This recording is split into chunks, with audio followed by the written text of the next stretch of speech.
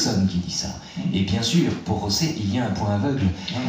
Le spinozisme de Rosset est compatible avec Pascal, avec Bergson, avec tous ceux qui pensent que le cœur a ses raisons que la raison ne connaît pas.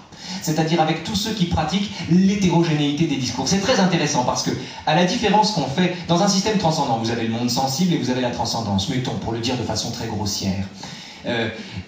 Chez Rosset, il n'y a pas de transcendance, mais il y a au sein même du réel une scission entre la quantité et la qualité. C'est incontestable. C'est-à-dire une scission entre les lois du cœur et les lois de la raison. C'est une scission poreuse. On peut passer au cœur en cheminant par la raison, on peut en venir à la raison en partant du cœur.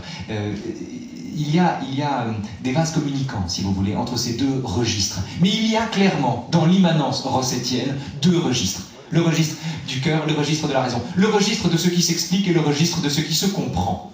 Le registre de ce qui nous étonne et le registre de ce dont nous avons l'habitude. Au fond, c'est la même chose, regardez de deux manières. Mais vous avez tout à fait raison de penser qu'il y a chez Rosset un goût du singulier. Un goût du singulier, c'est-à-dire un goût de l'indicible, un goût de l'ineffable, un goût du je ne sais quoi, qui en apparence est contradictoire avec le sentiment que le monde n'est pas mystérieux. Mais en réalité n'est pas contradictoire. Il faut en revenir à l'intuition de Spinoza. Encore une fois, pour Spinoza, le monde selon Spinoza est un monde sans mystère. C'est un monde où tout est explicable. Ce qui existe a une cause. Donc c'est explicable.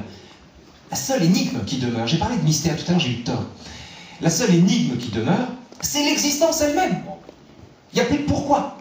Donc comme il n'y a plus de pourquoi, ou comme le pourquoi est en soi une mauvaise question, parce que c'est une question qui présume résolu le problème qu'elle pose, au fond, quand on demande pourquoi, c'est qu'au fond, on a en soi une petite idée derrière la tête, comme l'existence même des choses est énigmatique. Et c'est ce mélange de clarté et d'énigme qui fait la philosophie de Clément Rosset, qui fait la philosophie de Spinoza, qui fait la philosophie de Bergson, qui fait la philosophie de Pascal.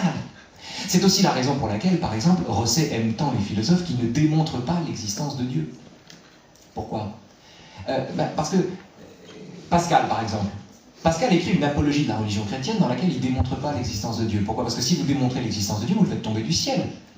Vous empêchez les gens de croire. Vous en faites un phénomène certain. Vous exténuez la possibilité de croire en lui, si vous démontrez son existence. Ce qui se démontre, dit Nietzsche, ne vaut pas grand-chose. Ce qui a besoin d'être démontré ne vaut pas grand-chose. Il y a plus intéressant que ça au sein du réel. Il y a l'expérience que nous en faisons, qui est une expérience proprement artistique. Rosset, par exemple, Rosset n'est pas du tout kantien, mais Rosset aime beaucoup la troisième critique. Parce que la troisième critique, la critique de la faculté de juger, repose, pour le dire très très vite, sur le sentiment que la beauté ne peut pas faire l'objet d'une explication. D'ailleurs, Kant parle de Newton. Il dit Newton pourrait dire comment il a découvert les lois qu'il a mises au jour. Homère ne peut pas raconter comment il a écrit l'Iliade. Il y a bien une différence de nature entre les deux. Rosset souscrit pleinement à ça. Et c'est pas incompatible avec l'immanence, mais c'est une immanence qui ménage la possibilité tout simplement du merveilleux, de l'émerveillement. Bertrand Vergely en parlerait mieux que moi. Qui ménage la possibilité de l'émerveillement. Voilà, c'est une immanence, non seulement qui la ménage, mais qui en fait en est la condition. Il n'y aurait pas d'émerveillement s'il y avait une instance tutélaire transcendante chargée, encore plus mystérieuse que tous les mystères, et en charge de dissiper les mystères. Il n'y aurait pas de merveilleux à ce moment-là. La condition même du merveilleux, c'est justement l'énigme. L'énigme du monde qui ne trouve nulle part ailleurs qu'en lui-même de réponse aux questions qu'il nous invite à nous poser à son égard. Juste encore un tout petit point sur cette histoire de transcendance. C'est très intéressant. Rosset est matérialiste, puisque la matière est à peu près à ses yeux l'autre nom de ce qui existe. Et il y a un passage que je trouve formidable sur le matérialisme dans lequel il explique que quand on est matérialiste, on ne peut pas adhérer à la transcendance. Or, il s'émerveille du fait que les matérialistes puissent être révolutionnaires. Il ne comprend pas. Pour lui, c'est une contradiction frontale. Comment être matérialiste et révolutionnaire ? Comment être matérialiste, c'est-à-dire enseigner les choses comme elles sont, et être révolutionnaire, c'est-à-dire désirer qu'elles soient autres qu'elles ne sont. Le matérialisme devrait nous dissuader à jamais du désir d'être révolutionnaire. Et Rosset permet de pointer à ce moment-là une double dimension du marxisme, qui est à la fois explicative, rien à dire, mais morale de temps en temps, et qui à ce moment-là devient problématique.